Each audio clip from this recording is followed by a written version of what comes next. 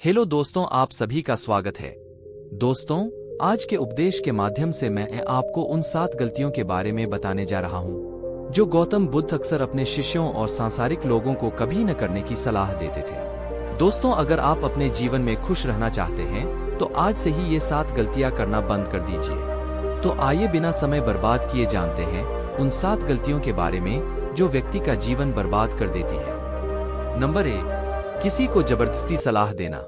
दोस्तों, सबसे पहले तो ये समझ लीजिए कि हम सलाह क्यों देना चाहते हैं। हम सलाह देना चाहते हैं क्योंकि हम चाहते हैं कि दूसरों को बुद्धिमान लगे, लेकिन होता बिल्कुल उल्टा है, यानी वह हमें मूर्ख समझता है। दोस्तों देखिए, 2 तरह के लोग होते हैं। एक तो वो जो बड़ी बड़ी कहानियां सुनाते हैं लेकिन उनकी बातों का लोगों पर कोई असर नहीं होता, और दूसरे वो हैं जो एक शब्द कहते हैं और लोगों के दिल कांप उठते हैं।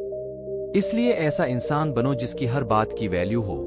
एक छोटी सी घटना से मैं आपको समझाता हूँ। एक बार गौतम बुद्ध जंगल के रास्ते से गुजर रहे थे। तभी एक साधु की नजर उन पर पड़ी और वह उनकी ओर आकर्षित हो गए। मित्रों, बुद्ध के प्रति आकर्षण होना स्वाभाविक था, और फिर वह व्यक्ति बुद्ध से पूछता है कि मुनिवर, क्या आप भगवान हैं? बुद्ध कहते हैं नहीं।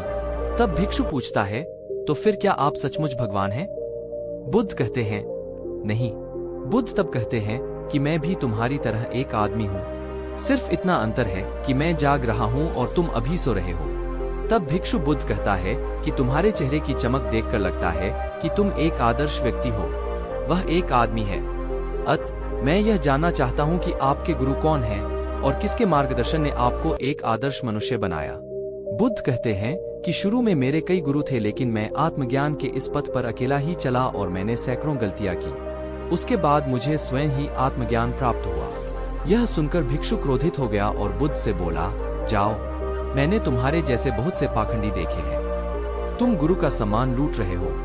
बुद्ध का उत्तर बिल्कुल सही था, लेकिन व्यक्ति के भीतर के बुद्ध का उत्तर गलत था। इसके बाद बुद्ध उस व्यक्ति को समझाने के लिए एक भी शब्द खर्च नहीं करते हैं।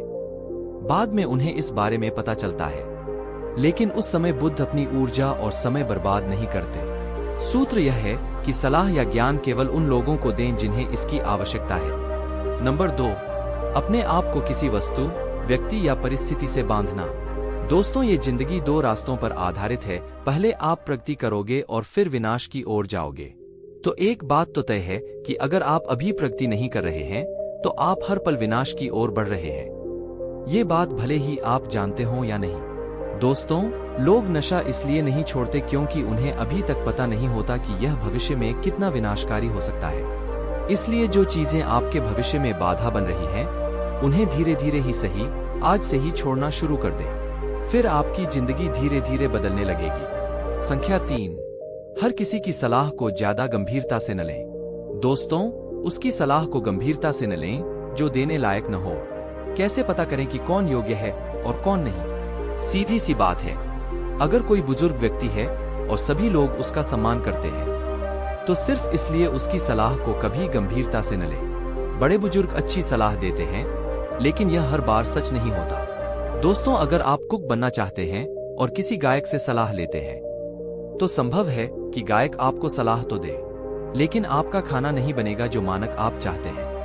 हर सलाह को अपने अनुभव के आधार पर परखें और बिना अनुभव किए किसी नतीजे पर न पहुंचे। तो दोस्तों, हर किसी की सलाह को गंभीरता से ना लें। नंबर 4, न तो अपनी माँ का अपमान करें और न ही किसी को आपका अपमान करने दें। इस पूरी दुनिया में अगर कोई है जो आपको निस्वार्थ भाव से प्यार करता है तो वह आपकी अपनी माँ है।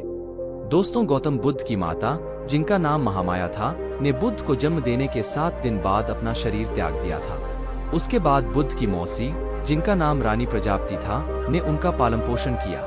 गौतम बुद्ध ने अपने उपदेशों में अक्सर सांसारिक लोगों को यह सलाह दी है कि उन्हें अपनी माँ से प्यार करना चाहिए और उनकी देखभाल करनी चाहिए, और न तो अपनी माँ का अपमान करना चाहिए और न ही किसी और को ऐसा करने देना चाहिए। लेकिन देखो, मनुष्य का स्वभाव क्या है, वह उससे भी प्रेम करता है जो उससे प्रेम नहीं करता।